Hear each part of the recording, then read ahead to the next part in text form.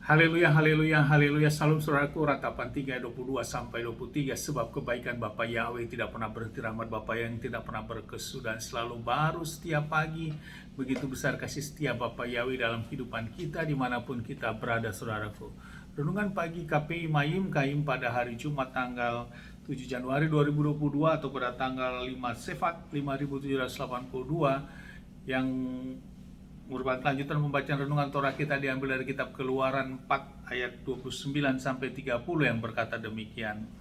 Lalu Musa dan Harun pergi dan mengumpulkan seluruh tua-tua Bani Israel, dan Harun mengucapkan semua firman yang telah Yahweh ucapkan kepada Musa, dan dia melakukan tanda-tanda itu di hadapan umat itu, dan percayalah umat itu dan mereka mendengar bahwa Yahweh melawat Bani Israel dan bahwa dia telah melihat kesengsaraan mereka, dan mereka sujud serta menyembah.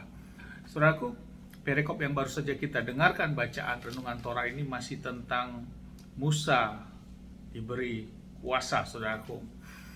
Saudaraku, sikap Musa yang tidak percaya diri ini, saudaraku, oleh karena tidak memiliki kemampuan dalam berbicara dengan bijak seperti itu, saudaraku, sehingga Bapa Yahweh memberikan partnership ataupun teman dalam memimpin bangsa Israel, yaitu Harun, saudaraku. Dan Harun memiliki suatu kemampuan untuk berbicara secara lugas seperti itu, saudaraku.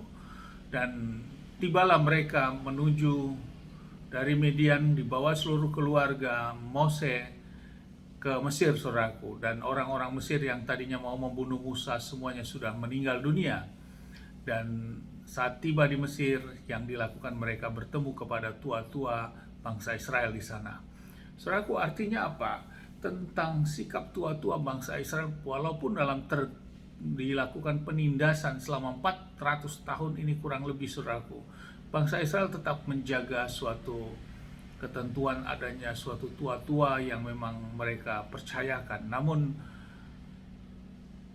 tentang adanya sang pemimpin yang akan mengeluarkan bangsa Israel itu belum dinyatakan, dan inilah waktunya saat Bapa yang mengutus Mose dan Harun menemukan dan bertemu dengan para tua-tua pada waktu itu di Mesir tentunya, saudaraku, dan menyampaikan apa yang Bapa Yahweh sudah pesankan. Bukan hanya itu, saudaraku, Mose langsung melakukan mukjizat yang Bapa perintahkan kepadanya, dan dia mendemonstrasikan semua mukjizat itu, dan menyebabkan disinilah para tua-tua itu percaya, saudaraku. Dan lewat pertemuan ini tentunya maka tersiarlah bahwa akan adanya suatu jamahan kuasa Bapa yang turun kepada seluruh bangsa Israel. Saudaraku, ini yang menjadi renungan bagi kita. Betapa suatu perjuangan yang begitu lama, 400 tahun, saudaraku, dalam kebelengguan, yang hidupnya menjadi suatu karakter di mana iman-iman di bangsa Israel, di bangsa Mesir ini, saudaraku, iman-iman yang tergoncangkan oleh penyembahan kepada ilah-ilah bangsa-bangsa yang lain, saudaraku. Tentu inilah karakter-karakter roh hidup di zaman sekarang, orang yang masih memiliki iman-iman hidup di tanah Mesir ini, saudaraku.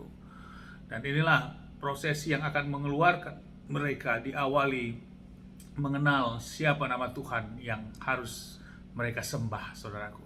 Hal ini juga sama dalam menjalani kehidupan kita.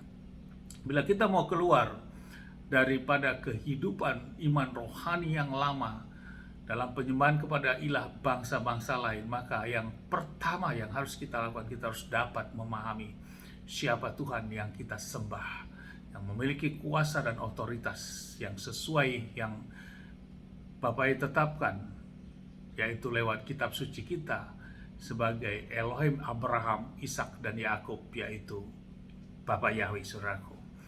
Lewat inilah awalnya, saudaraku, sama seperti bangsa Israel yang akan dikeluarkan. Mose memberikan semua mukjizat-mukjizatnya, dan tentu memperkenalkan nama daripada Bapa Yahweh itu, saudaraku.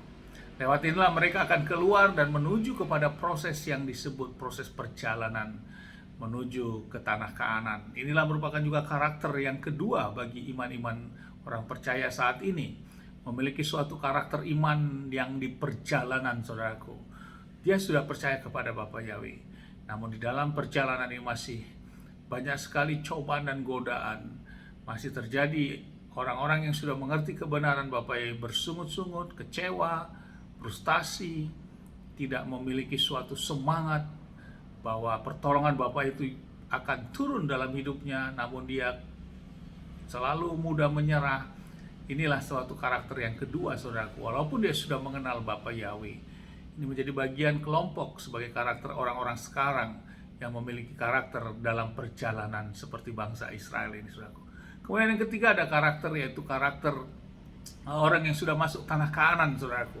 Tentu ini sudah memiliki karakter bahwa Elohim Yahweh lah segala-galanya dalam hidupnya. Dia sudah menikmati suatu hubungan pribadi antara Bapa Yahweh dan hidup orang tersebut, saudaraku. Dan inilah yang tentu harus dijaga terus sampai menuju kepada Yerusalem baru nantinya. Jadi perjalanan bangsa Israel saat mau keluar dari Mesir, saat di perjalanan selama 40 tahun nanti selama dipimpin oleh Moses sampai masuk tanah Kanaan dan menuju kepada Yerusalem baru nanti yang merupakan gambaran seluruh kehidupan iman rohani kita saat ini. Pertanyaan, di manakah posisi iman rohani saudara? Dari tempat ini tentu berharap terus adanya progres yang maju dan maju, bukan mundur, bukan melihat ke belakang, bukan melihat permasalahan, tapi melihat bahwa sama seperti bangsa Israel, kuasa Bapa Yahweh itu ya dan amin, dan seluruh bangsa Israel merupakan anak sulung bagi Bapa Yahweh, dan kita juga di dalam Adonai Yeshua HaMashiach kita sudah menjadi anak sulungnya Bapa Yahweh di dalam Adonai Yeshua HaMashiach. Amin, haleluya. Sukses besar buat kita semua, maju terus dalam iman. Dari tempat ini saya berdoa Bapak yang memberkati, melindungi kita semua dimanapun kita berada. Bapak yang menyinari wajahnya kepada kita, memberikan kita kasih karunia. Bapak yang menghadapkan wajahnya kepada kita, memberikan kita damai sejahtera. Apa yang kita kerjakan lakukan sepanjang hari ini semuanya menjadi berhasil. Dan kita orang yang percaya kepada Bapa Yahweh, kita tidak dipermalukan. Dan janji firman hidup kita terus diberkati, saudaraku. Amin, haleluya. Shalom, saudaraku.